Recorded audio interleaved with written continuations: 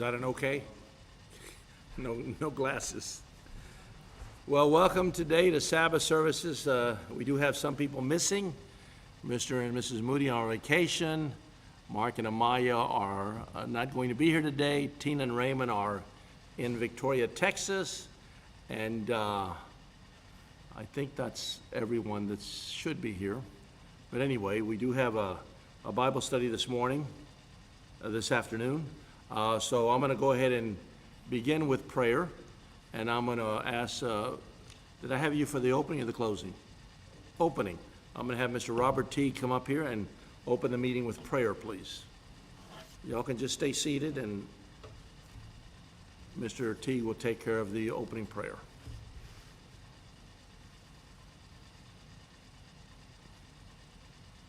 Almighty God, we thank you so much for the privilege, and it truly is a privilege to be able to come together on this day, your holy Sabbath day. So, Father, we thank you so much for the message we're about to receive. Teach us, guide us, protect us, and help us learn more of your ways throughout this Bible study. Put your divine protection and your guidance on the ministry and on us hearing your message. So, Father, we place this Bible study in your hands. In Jesus Christ's most holy and righteous name, amen. Amen. Thank you, Mr. T. We do have a guest today, Mr. Peter Leach, and hopefully you'll meet him before services are over. He's a gentleman right up here to my left, and this is the second time he's been here. I think you were here last week. Last week we were not here, we were at camp, but Mr. Moody did tell me you would be visiting, so welcome to our services, sir. Also, it's good to have Sue and Jay Hensley back with us. I think you were also here last week, were you not? Very good. And normally I greet you online, and I don't have to do that because you're here in person. So it's glad that you're here and that you're able to attend with us once again. You're very welcome. As I mentioned to everyone here and who's listening, sometimes we have more that are listening online than we do present in services. So welcome to all of you that are online. This week we have possibly Janie Garcia, also Mrs. Jane Woodward. She's been listening in and following us online. Also Daniel and Delia Diaz listen in. Sometimes they go to Acuña, Mexico for services. Sometimes they listen in. So Daniel and Delia, if you're listening in, welcome. Also we have Jimmy Diaz, which is Daniel Diaz's son, and his wife Maria, and their son Sammy that also listen in, sometimes live or sometimes later on. So welcome to all of you. Also Mr. Pablo Damakis. Many of you know Mr. Damakis. He's a minister in Mexico who retired. When I was in Acuña 2 weeks ago, they told me that he often listens in. So Mr. Damakis, if you're listening in, welcome. Hope everything goes well with the reception of this message. Also, wanted to welcome my son Adam and Arnold and his wife Leah, my other son, and their 4 children, other 4 grandchildren. They're listening in from Montana. Adam is probably listening in from Houston. So they often listen in, so welcome to them if they're listening. So any others that are listening in, the former, I think, Kelly Rodriguez, who lived here for many years, now in Houston, often listens in. So Kelly, if you're listening, welcome to you also. And I'm sure there's many others that listen in, so welcome to all of you that are listening in.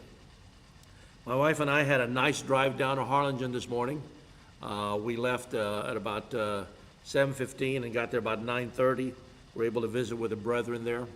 I don't know if I mentioned to all of you, but Michael Watts, our elder there, his son, Bennett Watts, will be moving to Corpus Christi and attending Texas A&M Corpus Christi here.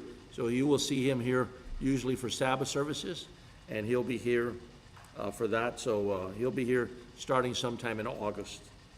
I do want to let you know that we did have a nice drive to the valley. It was very warm. They were talking about how warm it was up in camp, and it was like 84. And I said, that's not warm. That's just warming up. So and they had, I think, 42% humidity. Humidity makes a lot of difference. So I understand it's been hot the last couple of weeks here. So we did have a nice drive, nice dry, hot drive down to Harlingen, and we came back for services here. Harlingen said to pass along to you are their greetings. So they're going to be, some of them may be listening in. Mr. Rick Garcia from Harlingen sometimes listens in also. So we had a nice drive to the valley, came back. I do want to bring you up to speed on a couple of things. I haven't seen you all for 3 Sabbaths. I didn't see you last Sabbath and the Sabbath before, so for actually 2 Sabbaths, but 3 weeks. And 2 weeks ago, we were in Acuña, Mexico.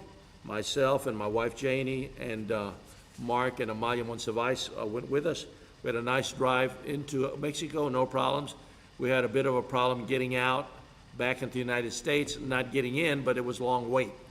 So the cars were about 2.5 hours long. So we had a 2.5 hour wait in the car. And as we came up to the United States border, they checked our visas and we were through in a couple of seconds, but it was just a long line. So it took us about 2.5 hours to get back. And we were there from Friday till Sunday, and then Sunday we traveled back home. That was on Father's Day, by the way. So those of you that are fathers, happy Father's Day to all of you, and happy Father's Day to myself also, belated. So we had a nice drive to Acuña. I did ask for your prayers. Prayers were answered, had no problems. The members are doing great. Everyone is doing well, and they said to pass along to you our greetings, their greetings to all of you. I do want to bring you up to speed also on the Midwestern camp, preteen camp that my wife and I attended, Church of God camp. That was last Sabbath we were there, and actually we were in Tulsa on the Sabbath. I gave the sermon in Tulsa, and we got to Houston on the Wednesday before the Sabbath, before the camp. The camp started on Sunday. We spent some time with my son Adam, and then we traveled to Tulsa, and then the next morning we traveled the 6 hours to camp from Houston to the Midwestern camp there in Williamsburg, Kansas. So we were there for that, and camp was exceptionally well run. Mr. Caleb Froge and also Mr. Mark Wynot. They were directors and assistant directors. Also met a couple of Jared's brothers, and Jared's not here, but I did meet John Brunick and Jason Brunick. John and his wife Michelle were in charge of the counselors, and Mr. Jason Brunick was also working in the fishing. And the fishing was exceptionally good this year. I've never been there before, but Liam, is Liam here? Liam, I think he caught 4 fish the first day, 4 or 5 fish.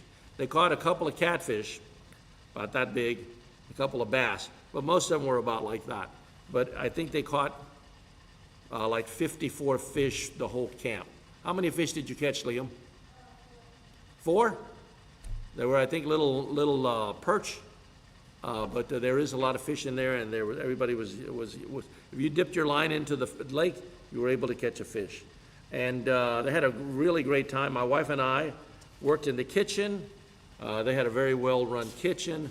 Some of the things that they had going on for the young people were fishing, which I already mentioned. They also had kayaking. They also had arts and crafts. They had archery. They had gaga ball, and I'll let Liam tell you what that is later on. And like I mentioned, they had swimming. I was able to swim twice with Liam, take some time off and go swimming with him. And they also had some free time. It was activity after activity from the time you got up to the time you went to bed. They also had Christian living. Mr. Froge gave a Christian living presentation. Mr. Salyer gave one. Mr. Wynot also gave one, and I gave one also. The theme this year was building on the right foundation. So it was a very well-run camp, and we left on Thursday at noon and drove to Waco about 8 hours, and then on Friday morning we spent the night there on Thursday, so my grandson Liam could go swimming in the Holiday Inn pool, indoor pool with a sauna. It was very nice. But anyway, felt like a potato. But anyway, we came back from that on Friday, left around 10, 11, couple of stops, and got home at 5. The one-way trip from Corpus Christi directly to the camp is about 13 and a half hours. So we broke it up into some sections so it wasn't so trying on the drivers and the passengers. I did ask for your prayers for that. Everything went well. We didn't have any problems. The camp was really nice. If you haven't gone to camp as a camper, well, it's too late because you're too old. But if you would like a change in pace, they do have staff positions there. They have archery positions, swimming, all kinds of things. My wife and I, like I said, we worked in the kitchen with a bunch of other ladies and gentlemen, and it was a very nice experience and well-run camp. One of the videographers there made a video of the camp. It's about 15 minutes long, and I'm going to try to get a copy of that and play it for all of you. It was a very well done video, very nice, and had a lot of the highlights. So thank you for your prayers for the Midwestern camp. That one is now history and in the books. In 2 weeks, there will be the Lone Star camp, which my wife and I will be going to that one also. And we'll be working once again in the kitchen. We're going to be taking our grandsons, Liam and Lincoln, from here. And then our other grandsons, Cooper and Maverick, will be meeting us up there. And that camp runs from Sunday to Wednesday afternoon. So we'll be back in town probably on Thursday. Yours truly was tagged to give the sermon in Houston North on the Sabbath before. So Mr. Black said, "Are you available for the sermon?" I said, "Of course." So I was given the opportunity to speak there, and I'm going to be doing that on the Sabbath of I think the 17th in Houston North. So once again, please keep us in your prayers that all goes well, that we don't have any problems, and that everything goes well with the traveling, the activities, and all that's going on. These camps are need a lot of organization. I can guarantee you that Mr. Froge, probably, if not already, starting tomorrow, is planning for the next camp for next year. There's also the Athens camp that's coming up. We have about 15, I think, about 12 camps that are run during the summer all over the United States. So please keep the camps in your prayers, and that all goes well with that. Let's see, I mentioned that some of us were gone. They'll be back next week, hopefully. I'm looking here at my notes. I don't have any notes to give you. We normally, as you know, have a sermonette, announcements, songs, and sermon. But today is our Bible study day. So today we will have no songs, just yours truly. And we will be getting out probably a little bit early. I do want to mention to you that there's a wedding going on next door. I was informed by the pastor a while back that there'll be a wedding there. The wedding starts at 4 o'clock. So if you see people wandering around out in the hallways, we normally have this building to ourselves. Those are people that are going to be here for the wedding. And I think Mr. Zuniga, Pastor Zuniga, is officiating at the wedding. So he wanted us to know that there's going to be other people here besides us today. Any other announcements or things I need to discuss before we go on? Anything else? Okay, very good. With that, we'll go ahead and get into the study.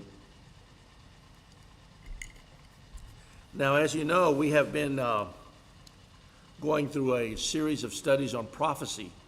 We've been dealing with things that are going on in the book of Daniel. And also we're going to later on, as we continue the series, we're going to continue to look at some things in the book of Revelation. And I want to complete this series before we get near the Feast of Tabernacles time, which is sometime in September, so I can focus on giving you some feast-oriented messages. But we have examined in our previous sermons what the book of Revelation has revealed. We've looked at Daniel chapter 2, the image. We've looked at Daniel chapter 7, which was the 4 beasts. In Daniel chapter 2, we had the image on its feet, and we had King Nebuchadnezzar, who had dreamed a dream, and he asked Daniel 2 things, or he asked the wise men, which they could not deliver upon. He asked the wise men to tell him what he had dreamed and then to tell him what the dream meant. And they all said that that's not possible. Only God can do that. God is not with us. And along comes Daniel, and Daniel interprets the dream, not only tells the king what he's going to dream, but also tells him what the dream meant. He asked for two things. What did I dream? What did it mean? And Daniel was able to answer those things for him. And as you remember, we had a great image standing on his feet. This is in Daniel chapter 2. We had the head of gold, which represented the Babylonians. We also had the chest of silver, the chest with the arms, right hand and left hand, which represented the Medes and the Persians.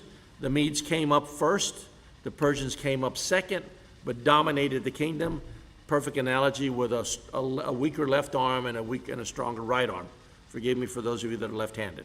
But it shows an imbalance in the Medes and the Persians. And that was a silver chest and arms, and that represented the Medes and the Persians.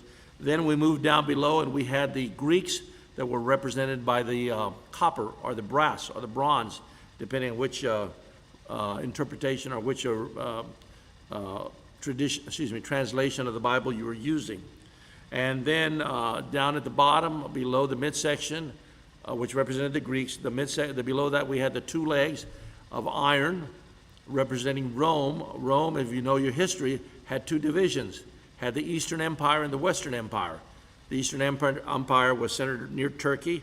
The capital was Constantinople, which means the city of Constantine. You remember Constantine, he was one of the emperors that saw the cross on in his dream, and he put crosses on all of the shields of everyone, and that gave them the victory. So he became a quote-unquote Christian on his deathbed. He was baptized into what we would probably consider the beginnings of the Catholic Church. And Constantinople means the city of Constantine. He's the one that changed the Sabbath from politically from Saturday to Sunday.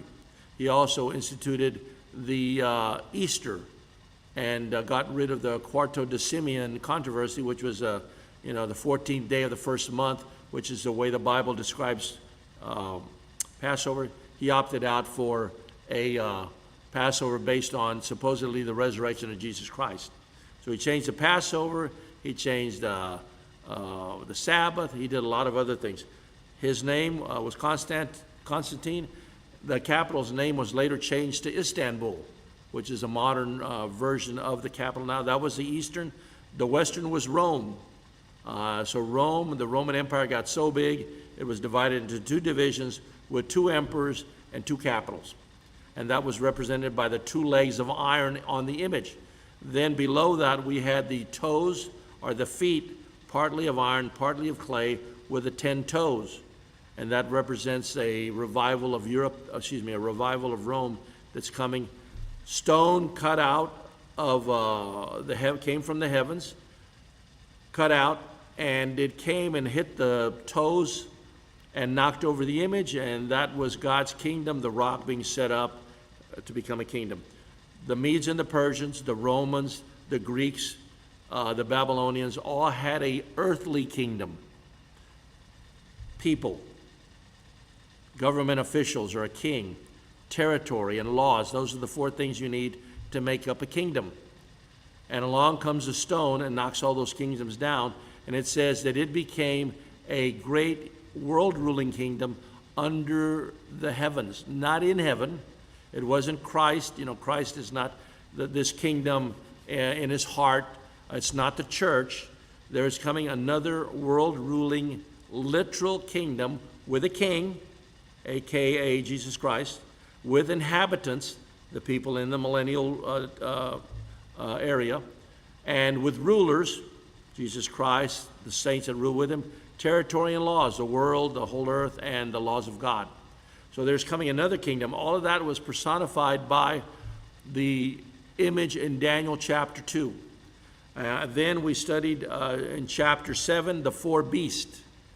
And the four beasts included the lion that had wings, often represented in Iraq on the murals as the lion with wings. Those were the the animalistic representations of Babylon. And then that lion had wings, just like the Babylonian images had in the Ishtar gates on the right and the left-hand side. And we know that King Nebuchadnezzar went crazy in one of the chapters in Daniel. He went bananas, insane, bonkers, whatever you want to call it. He was running around the palace grounds, hanging Gardens of Babylon, running around the palace grounds like an animal on all fours. And it says in Daniel chapter 7 that lion that had wings was made to stand upright on its feet and given a man's heart. If you look at the chapter that deals with King Nebuchadnezzar's insanity, he comes back to his senses, realizes that God is a God of gods, and his understanding was given back to him. So he is the lion in Daniel chapter 7, head of gold in Daniel chapter 2, lion in Daniel chapter 7. Same kingdoms, different representations. The next was the Medes and the Persians. In the Daniel chapter 7 4-beast scenario, that is the bear lying on its side with the 3 ribs. 3 ribs were Libya, Egypt, and Babylon, which the Medes and the Persians conquered. Medes and the Persians, imbalance in the kingdom. You've got the right arm and the left arm. In Daniel chapter 7, he's represented as a bear lying on one side, which means he's not balanced properly, just like the arms were not in the image that Daniel saw in Daniel chapter 2. So we've got the bear representing the Medes and the Persians. And then after that, we have the leopard, which is extremely fast, with 4 heads. And the leopard, which is extremely fast, was given 4 wings. So not only was it a leopard that was extremely fast, but he was turbocharged, if you want to say, with those 4 wings. And this represented, as we looked at in other places, represented the Greek kingdom. When Alexander the Great was at the pinnacle of his power, he died. He died of he died of alcohol poisoning, which is another way of saying he drank himself to death. On the days before he died, he was drinking heavily, drank too much wine. His liver was destroyed, as you can imagine. He was on the verge of dying. He was a great king of Egypt, of Greece, and he was dying. And he said, they asked him, "What do we do with the kingdom when you die?" And he said, "To the strongest." So the Greek kingdom, personified by Alexander the Great, was given to his 4 generals. The leopard in Daniel chapter 7, which symbolizes the Greek Empire, has 4 heads because in Daniel chapter 7, the beast that represented the Greeks, it had 4 heads because there was a division into 4 generals. After the Greeks came the Romans, and in Daniel chapter 7, and we're still reviewing here, in Daniel chapter 7, we have the great, terrible beast. I think it either had bronze or brass teeth and iron claws, or vice versa, and it destroyed much. That was symbolized by the great, terrible beast. Had 10 horns. Among the horns came up a little one, and these 10 horns symbolized their resurrections or the revivals of the Roman Empire down through history. And this represented the Romans. Very, very warlike empire that conquered all the known world. So we have those representations of the 4 beasts. Now, today in this sermon, we're going to look at the prophecy in Daniel chapter 8 as we move along in our chapters. And in Daniel chapter 8, we have the ram and we have the billy goat or the he goat. So that represents 2 kingdoms. Daniel chapter 2, Daniel chapter 7 represented all 4 of the kingdoms. In Daniel chapter 8, we're going to concentrate on the Medes and the Persians, and we're going to concentrate on the Greeks. So they're represented in Daniel chapter 8. So in Daniel chapter 8 today, we're going to be focusing on the ram, which is the Medes and the Persians, and we're going to focus on the he goat or the billy goat, which is the Greek Empire. And we're going to look at those and see how they tie in with the other chapters there in Daniel. Now, we have chapter 8, and in chapter 8, we have Daniel's vision. Now let's turn to chapter 8. You might want to put a marker there in chapter 8. We're going to be going back and forth, but we're going to spend most of our time in Daniel chapter 8. And we're going to look at Daniel chapter 8. And this time, Daniel is the one that has the vision. Daniel chapter 8, in the 3rd year of the reign of King Belteshazzar, a vision appeared to me, to Daniel, after the one that appeared to me the first time. So he's had several visions, and this one appeared to him in the 3rd year of the reign of King Belshazzar.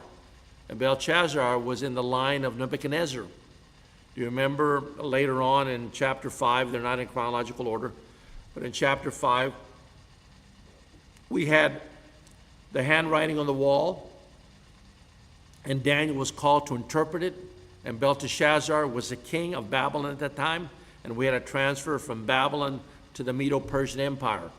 So here, we're in the 3rd year of the reign of King Belteshazzar. I think in chapter 5, which we're going to go to later, chapter 5, well, it doesn't say in which year right here at the beginning, but this is before the vision in Daniel chapter 8. Okay, so in the 3rd year of the reign, Daniel chapter 8, verse 1, King Belteshazzar, a vision appeared to me. So Daniel is the one that has this vision.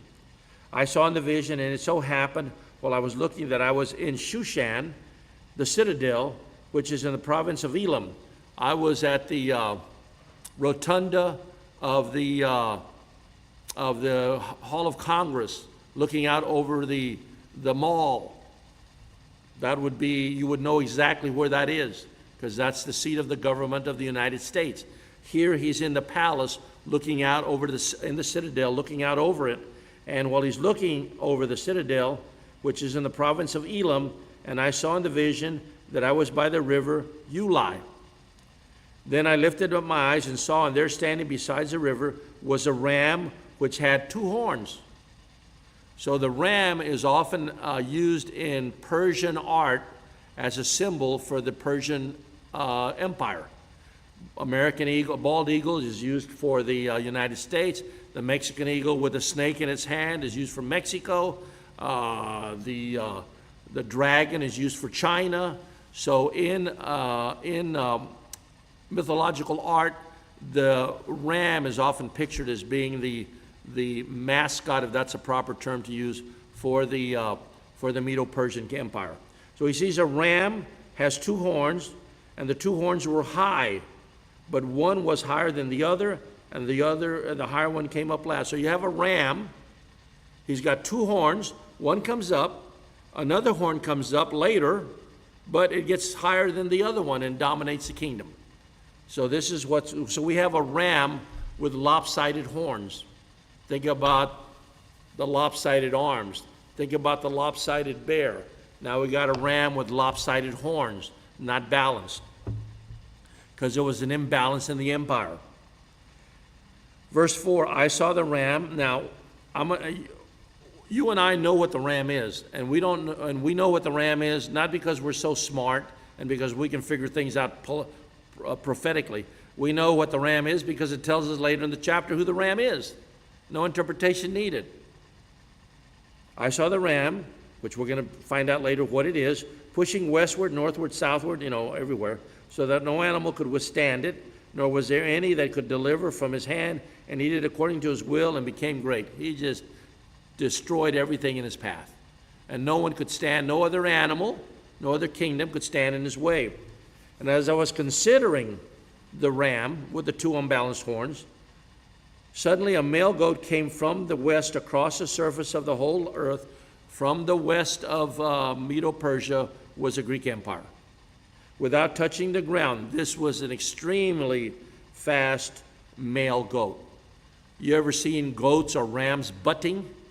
They will jump and clear the ground for about 4, 5, 10 feet, depending on the size of the ram. And then they'll butt whatever they're going to butt against. So they leap, and they don't touch the ground.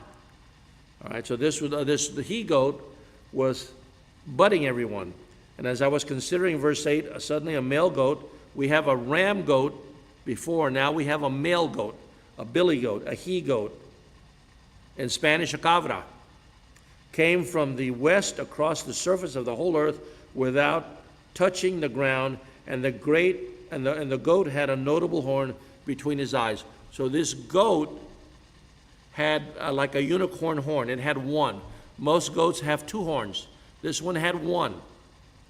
And verse 5, then this one horned, the he there refers to the billy goat with one horn. Then the billy goat with one horn came to the ram with two horns that were unbalanced, that had two horns, which I had seen standing beside the river, and ran at him with furious power. So here we have the he goat running against the ram. All right. Verse 7, and I saw him confronting the ram. He was moved. The he is a male goat, the billy goat. He was moved with rage against the ram, attacked the ram, and broke his two horns. There was no power in the ram to withstand the billy goat, but he, the billy goat, cast him down to the ground and stomped upon him, trampled him, and there was no one that could deliver the ram from the hand of the billy goat. So we have a ram with two horns. One comes up first, the second comes up second, dominates the kingdom. It's pushing and doing whatever it wants. No other animal could stand against it. Then enters the scene the male goat with one horn, and he runs against the ram and breaks the horns and tramples him to pieces. So he destroys the male or the ram. Verse 7, and I saw him, the ram, and I saw him, the billy goat, confronting the ram, and he was moved with rage against him, attacked the ram, and broke his two horns. There was no power in the ram to withstand him, but he cast him down to the ground. He stomped on him, and there was no one that could deliver the ram from the hand of the billy goat. Therefore the male goat grew very great, and when he had become strong, the large horn was broken. What do horns picture in biblical prophecy? They picture kings. A large horn was broken in verse 8, and in place of it, four notable ones came up towards the four winds of the heavens. Now let me stop there. You remember in Daniel chapter 7, we have the leopard, all right? And the leopard has four heads. The leopard represented in Daniel chapter 7 the Greeks. Here we have something that represents something, but it now has four horns, because a big one was broken and four horns came up in its place. Notice verse 8. Therefore the male goat grew very great, but when he, the male goat, was strong, the large horn, which represents a king, was broken, and in the place of it, four notable horns came up. So four other kings towards the four winds of the heavens. You've heard of the king of the north and the king of the south. The king of the north comes out of one of these horns, and the king of the south comes out of one of these horns.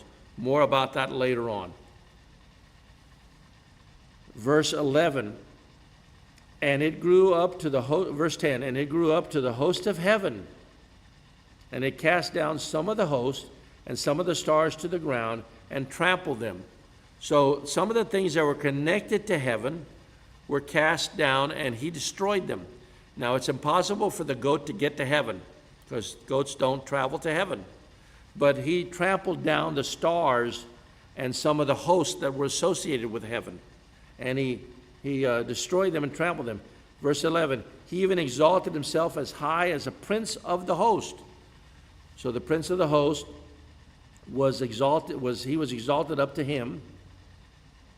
And an arm, let's see, in verse 11, and by him the daily sacrifices were taken away, and the place of his sanctuary was cast down. So the goat cast down a sanctuary. This can't be a sanctuary in heaven, because goats can't get to heaven. But it can be a sanctuary on the earth. The goat represents an earthly kingdom. There was an earthly sanctuary. It was called the temple. So he cast down the earthly sanctuary. And verse 12, because of transgressions, an army was given over to the horn to oppose the daily sacrifices, and he cast truth to the ground. He did all this and prospered. Verse 13, then I heard a holy one speaking, and another holy one said to this, that certain one who was speaking. So we got two angels here that Daniel's watching in his vision. They're talking to each other. Verse 13, Holy One speaking, another Holy One said to that Holy One who was speaking, how long will the vision be concerning the daily sacrifices and the transgressions of desolation, and the giving of both the sanctuary and the host to be trampled underfoot? And he said to me, for 2,300 days, when then the sanctuary will be cleansed. So the sanctuary is cast down by the male goat, who now has, 4 horns, and it's cast down. And they ask, how long is the desolation of abomination going to be associated with this male goat? What is an abomination of desolation? We get all cattywampus with our definitions. An abomination of desolation is something that's abominable that desolates. Something that's abominable that desolates. The children went into the hotel room and they desolated it. They put paint all over the walls, and now you can't use it anymore as a hotel room till it's cleaned up. That's an abominable desolation. It's abominable what the children did when they desolated this hotel room. You understand that, don't you? So, an abomination of desolation is a desolation that's abominable, and it causes something to be unclean or not usable. So in verse 12, because of transgression, an army was given over to the horn to oppose the daily sacrifices, and he cast truth down to the ground and did all this and prospered. And then in verse 13, it talks about the daily sacrifices and the transgression of desolation. Some of your translations say abomination of desolation in there. So there's this goat that's associated with some kind of desolation that's abominable. And it's going to last for 2,300 days. So that is what Daniel saw in his vision. We have not interpreted it very much, any of it. I've just given you some things to consider. Now, in verse 15, we have Gabriel.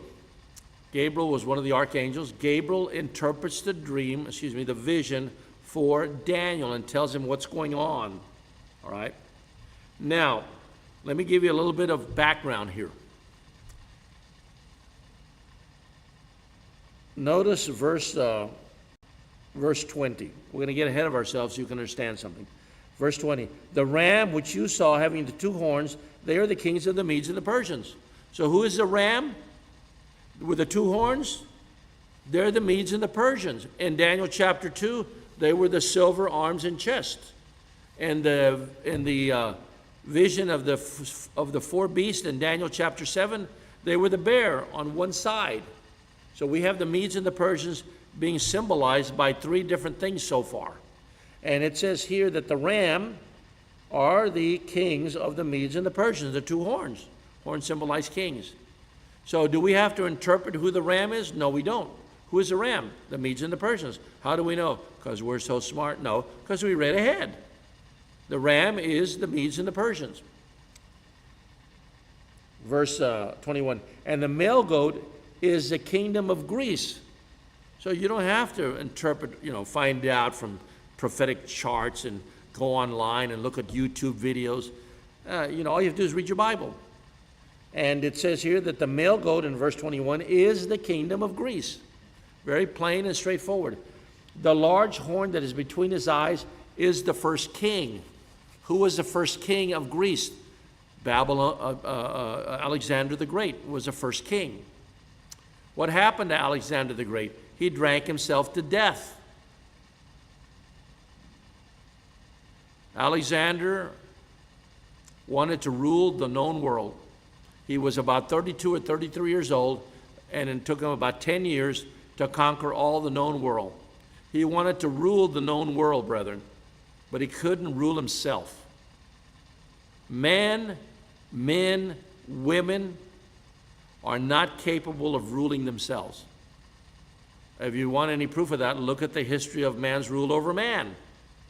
I mean, we've had Hitler, we've had Mao Zedong, we've had Stalin, we have various even rulers in the United States. We have presidents that were philanderers. We have presidents that were crooks. We have presidents that were egomaniacs. We have presidents that were everything. And those are good people compared to the rest of the world. I mean, what about the rulers they had in China and in the Middle East and in Iran? Mankind is not capable of ruling himself, brethren.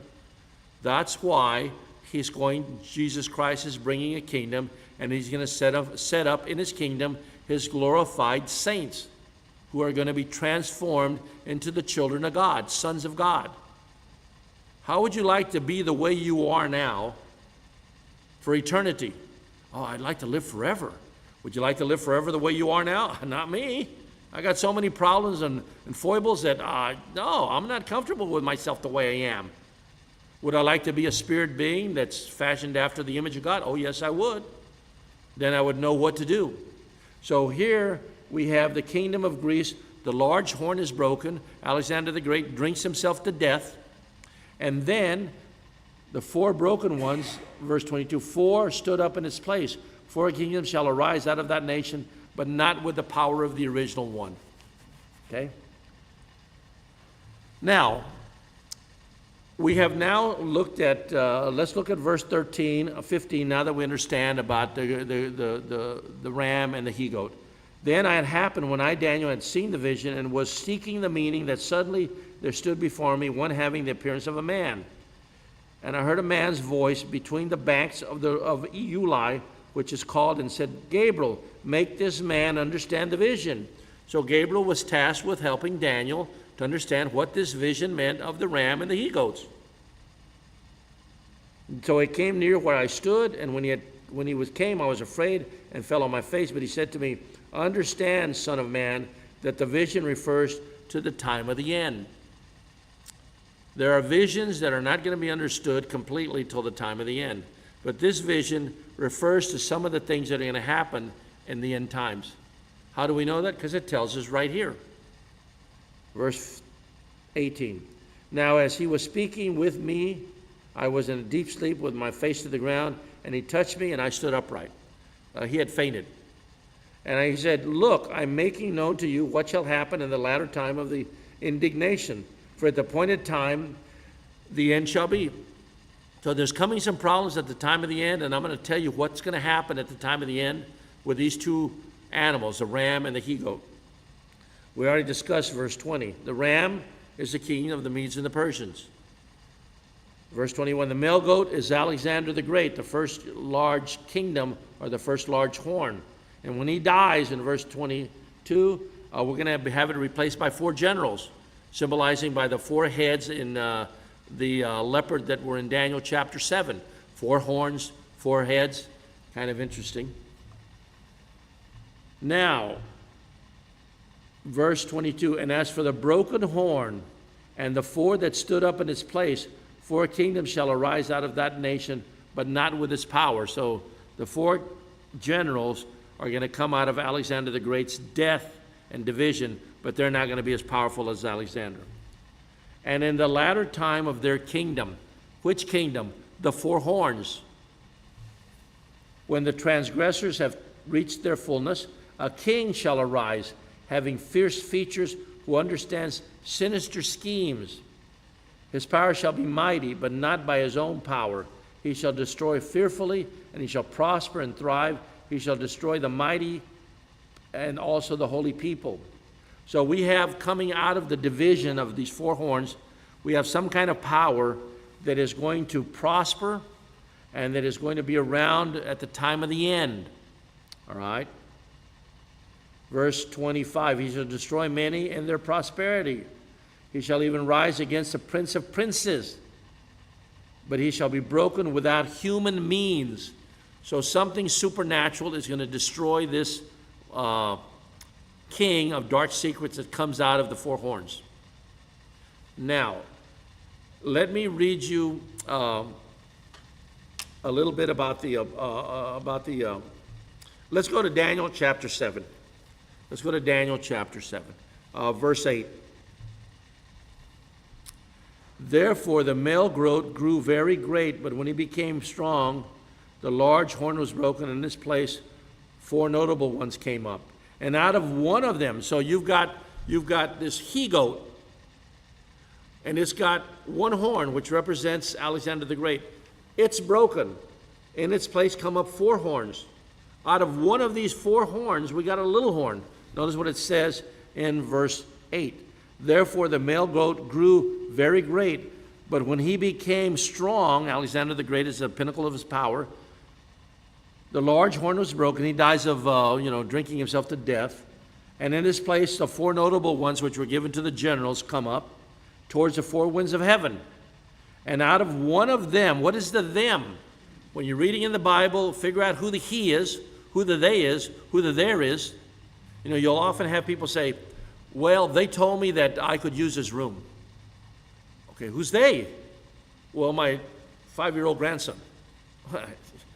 That's different than they told me I could use the room. Who's they? The pastor of the church here. Without the understanding of who they is, you don't know what the rest of this means. So when you read something, find out who the they is, who the he is, and then make the proper logical conclusions. In verse 9, and out of one of them, the them refers to the 4 horns in the verse before it. And out of one of the 4 horns comes a little horn, which grew exceedingly great towards the south, towards the east, and towards the glorious land. What's the glorious land? The glorious land is a promised land, the land of glory. And it, which one in verse 10, what is the it? The it is a little horn that came up out of the 4 other horns. So in this little horn, it grew up to the host of heaven, and it cast down some of the host and some of the stars to the ground and trampled them. So we have here a story about the great horn, Alexander the Great, broken. 4 horns come up in its place, the 4 generals. Out of one of these horns comes a little horn. This little horn is going to give the glorious land lots of problems. It's going to come against the host of heaven. It's going to even go against the host of the sanctuary. Alexander the Great was a political, historical figure. The 4 horns were political, historical figures. The little horn was a political, historical figure. We just need to look in history about some despot that tried to eliminate the Jewish religion and trample the sanctuary and set up an abomination of desolation for 2,300 days. If we can find that in history, we know who the little horn is. All right. The little horn was Antiochus Epiphanes. He came out of one of the divisions, one of the generals. He did not like the Jewish religion, so he went on a rampage to destroy the Jewish religion. What he did here as an earthly type, is going to be what happens at the time of the end with another ruler, because he's a type of that. Just like the goat is a type, it typifies the Greek Empire. This little horn typifies something that's going to happen at the time of the end, but he did exist. Now, in the church, we understand that there are symbols. The Protestants tell you that the book of Daniel is symbolic, that the book of Revelation is symbolic, that the symbols, we can't understand them because they're symbolic. No. The book of Revelation and the book of Daniel have symbols in them, but the symbols represent real things. Now, the reason the Protestants and the Catholics don't like the book of Revelation, because it doesn't talk about going to heaven. It talks about an earth-ruling kingdom and about things that have to do with God bringing a kingdom down to the earth. It doesn't talk about going to heaven when you die.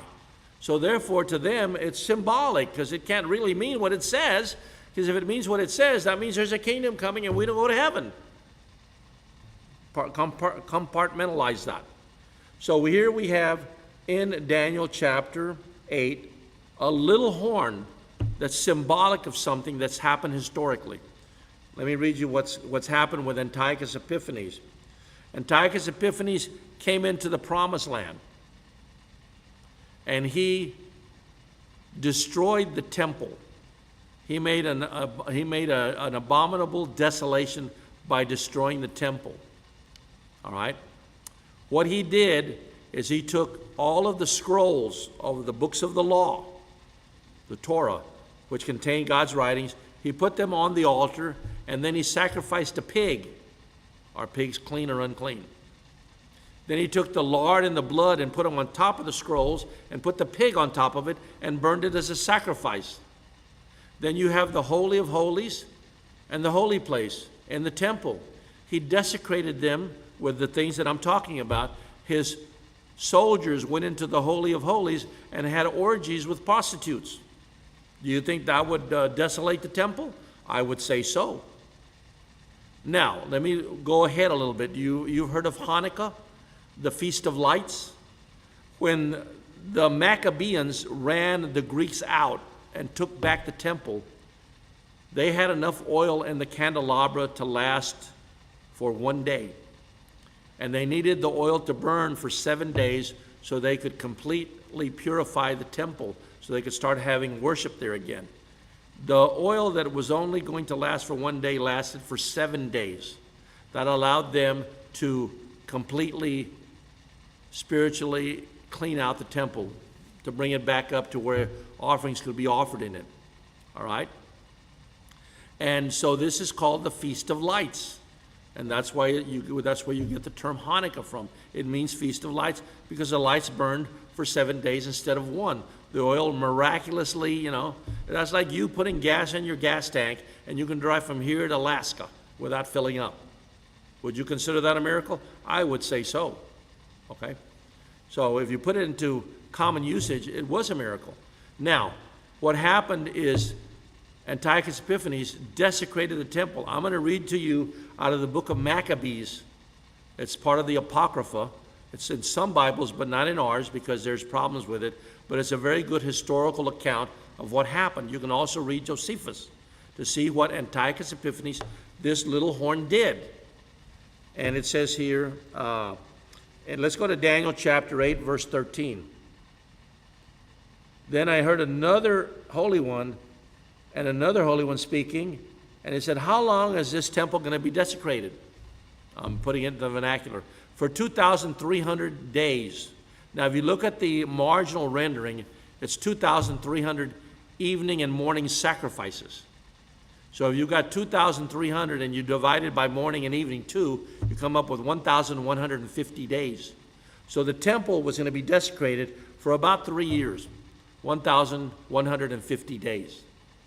If you look at what happened when the Greeks went in there and polluted the temple, and you look at when the sacrifices began and it was cleansed, depending on your interpretation, it was about 1,150 days.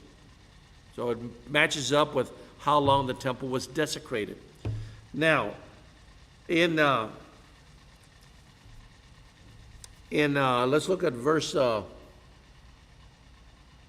19 of the same. If I don't tell you the chapter, it's the same 1:8, verse 19. And he said, look, I am making known to you what will happen in the latter time of the indignation. At the appointed time, the end shall be. So Gabriel is telling Daniel, look, I'm using these goats, and I'm using these horns, and I'm using this little horn, and, I'm going to tell you what's going to happen, and I want you to realize that this actually pertains to the time of the end. So what Antiochus Epiphanes did to God's people is going to be what happens at the time of the end. You've heard of the Great Tribulation? It's not going to be a picnic, brethren. Either you're in a place prepared, or you're going to have lots of problems. All right, now, I'm going to read you out of Maccabees chapter 1. It happened when Alexander, son of Philip the Macedonian, who came out of the land of Shittim, had smitten Darius, king of the Persians and the Medes, that he reigned in his stead the first over Greece.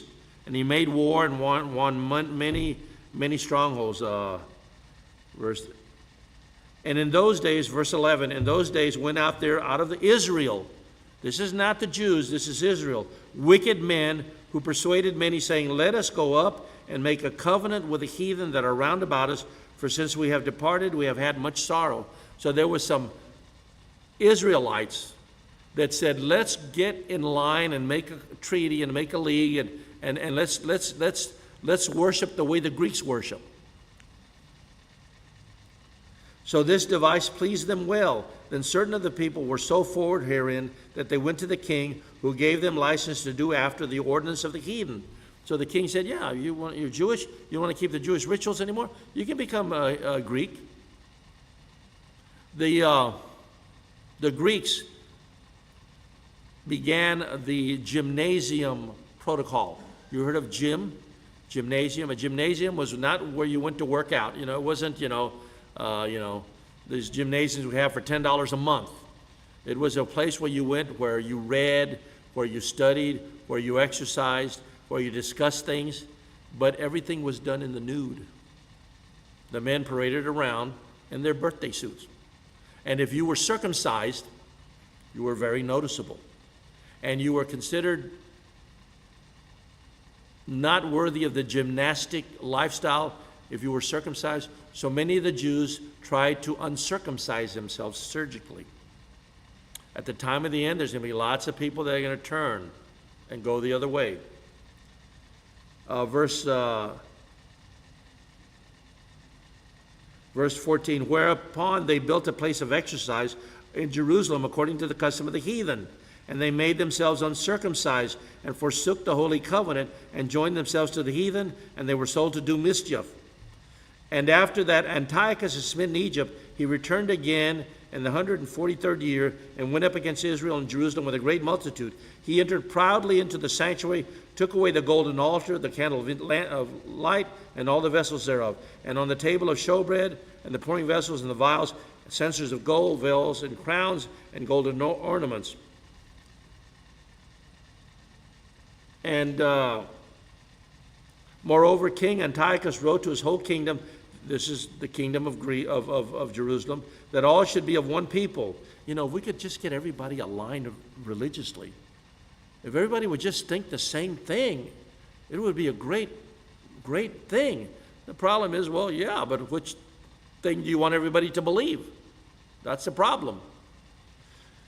King Antiochus wrote to his whole kingdom that all should be of one people, and every one should leave his laws. So all the heathen agreed according to the commandment of the king.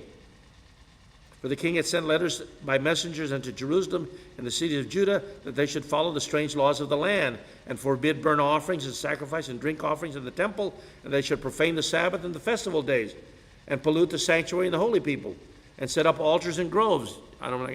Hopefully I don't have to tell you what went on in the altars and groves in Israel when they had orgies under the sun and the moon and the stars.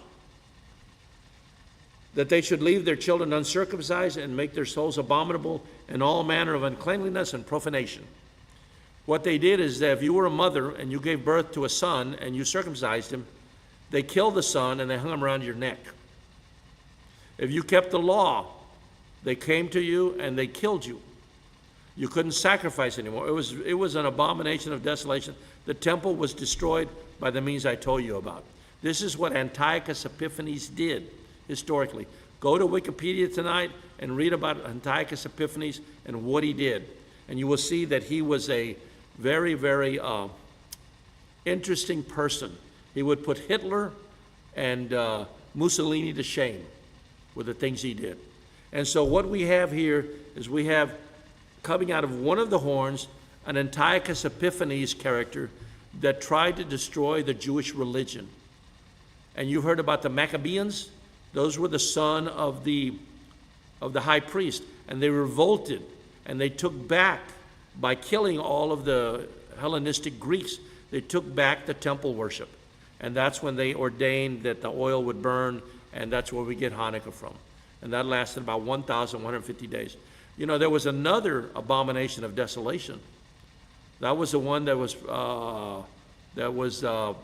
started by the Romans in 70 A.D. The temple was desecrated one more time. It was burned by the Romans. And Titus was on his way to Rome in 69 A.D. to put down the rebellion. Generals often became emperors. He had word that there was problems in the empire, so he went back. He became the emperor. He sent his son, and his son, Vespasian, I think, destroyed Jerusalem and destroyed the temple. Read about the story in the War of the Jews in Josephus. When I went to Rome, we went to the feast in Italy, and I went to Rome, And there's a picture of Roman soldiers in the Ark of Titus, who was the one that destroyed the temple, and they're carrying off the candelabra on their shoulders. And it shows it that in many books. I was there 5 feet away and I took a picture of it. I'd always seen it in books, but here it was in real life. And the Romans desecrated the temple. All right? You remember when Jesus Christ said, the time of the end, and take heed, you're going to hear about, take heed what Daniel said about the abomination of desolation.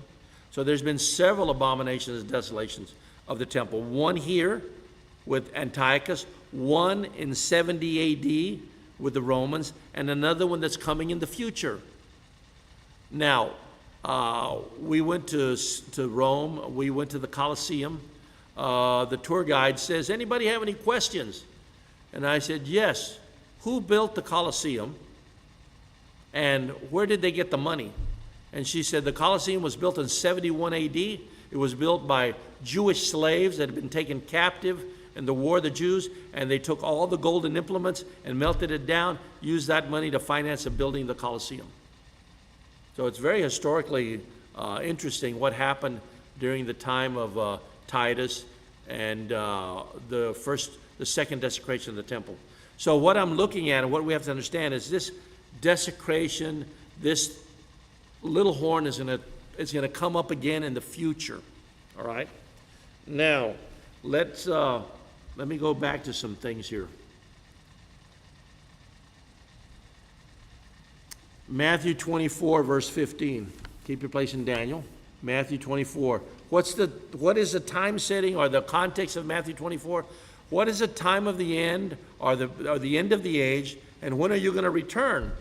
What's going to happen when you return, and what's going to happen at the time of the end of the age? And one of the things that was mentioned is in verse 15. Therefore, when you see the abomination of desolation spoken of by Daniel the prophet, when it's standing in the holy place, if you're reading this, do you understand? Whoever reads this, let him understand. Then let them who are in Judea flee to the mountains. When this happens again in Jerusalem, when there's either a temple built or a worship center built, we had sermons on the temple and what's going to happen. At the time of the end, there's going to be another abomination of desolation. When you see the abomination of desolation, you need to get out of Jerusalem, because there's going to be hard times for you if you're there. It has all kinds of implications for fleeing and other things. We're not going to go there right now. So what I want you to notice is Jesus Christ here is speaking of the abomination of desolation that's coming. All right?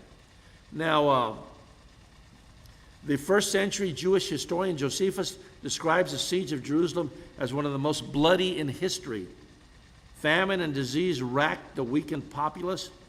He also describes false prophets who, rather than commanding repentance, told the people of God that God would deliver them. Josephus also records strange events in the sky. You've heard of the heavenly signs. They occurred before the destruction of the temple in 70 AD. They're going to occur again at the time of the end. Read about the plagues that are coming and the trumpet blast and the signs of the end and the heavenly signs. Let's go to Revelation chapter 13.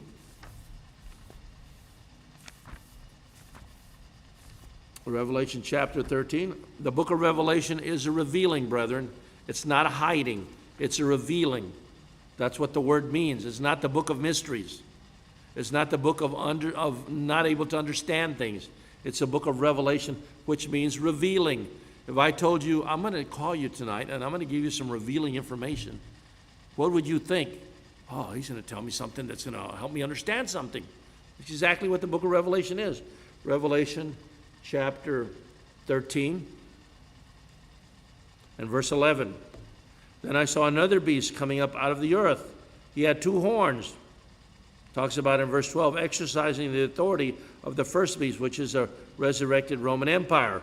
Verse 13, he, this false beast, performs great signs. All right? Makes fire come down from heaven. Verse 14, also deceives those who dwell on the earth. Verse 15, he was granted power to give breath to the image, or the false church, and cause as many as would not worship the image of the beast to be killed. And then it talks about what happens. This beast power is the little horn resurrected at the time of the end. Let me put it to you that way. So what I want you to understand is, when we look, let's go back to Daniel chapter 8, because there's a few things that we didn't cover. And I know I'm giving you a lot of information, but you're the smartest COGWA church in Corpus Christi. One of mine. All right, let's go to Daniel chapter 8. And we're going to look at the last part of Daniel chapter 8.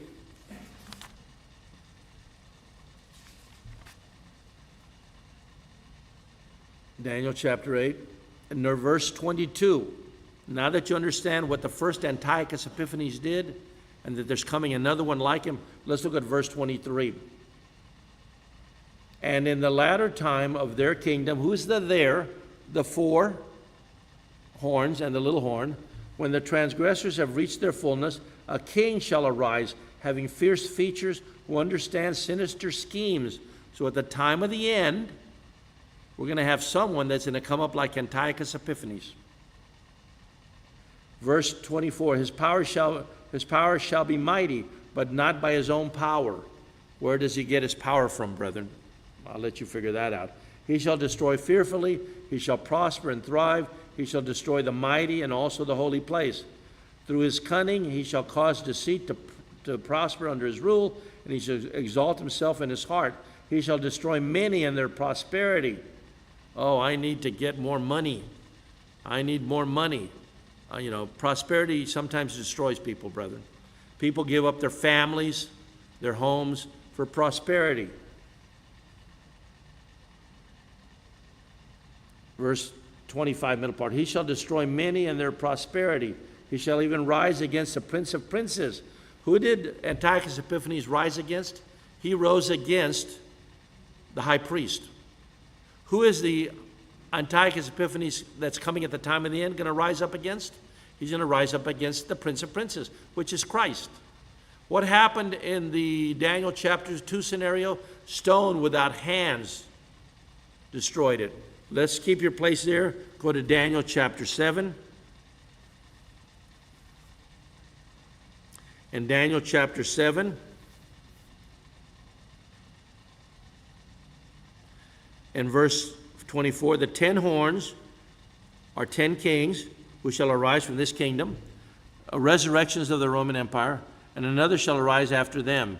He shall be different from the first, like Antiochus Epiphanes. He shall subdue the 3 kings, speak pompous words, persecute the saints, change times and laws. The saints will be given into his hand for 3.5 time periods, 3.5 years.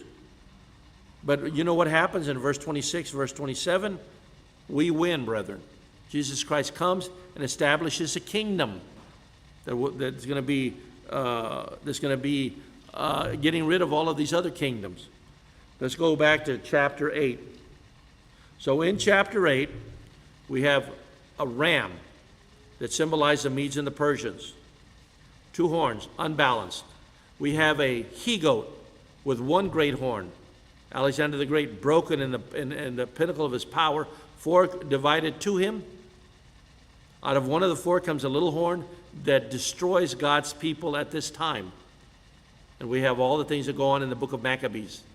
That one little horn is symbolic. And what do symbols mean? Real things. Symbolic of what's going to happen at the time of the end. What's going to happen at the time of the end? There's going to be a great false prophet that arises, and he's going to lead people away, and he's going to institute the tribulation. There's good news for the church of God, though. You can read about that in Revelation chapter 12, which we'll do later.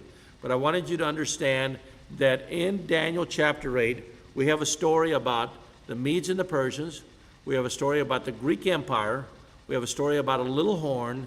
We have a story about this little horn that's analogous and a metaphor for what happens at the time of the end with another horn. And we'll get to that part later on.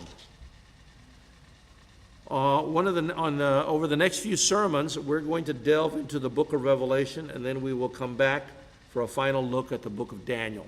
So with this, we're going to stop here, and we'll get into Revelation later on. I'm going to go ahead and close the meeting with prayer, and we'll be dismissed after that. And once again, don't forget there's a wedding going on, so let's be respectful of their space as they were of ours. Please bow your heads. Our Heavenly Father, we thank you very much for your word. Help us to put our noses in your word and to learn more of it. It's very easy to get distracted from things in the world and from all that's going on. Father, help us to look to your word for the understanding we need. Thank you for revealing to us, because you love us, prophetic events that most of the world does not understand, Father. Thank you for that. Be with us. Take care of us. Bring us back safely next week. Be with those that are traveling. Be with those that are ill and we're not here today. And once again, thank you for everything. Set your angels about us and protect us. We ask all this in Christ's name. Amen.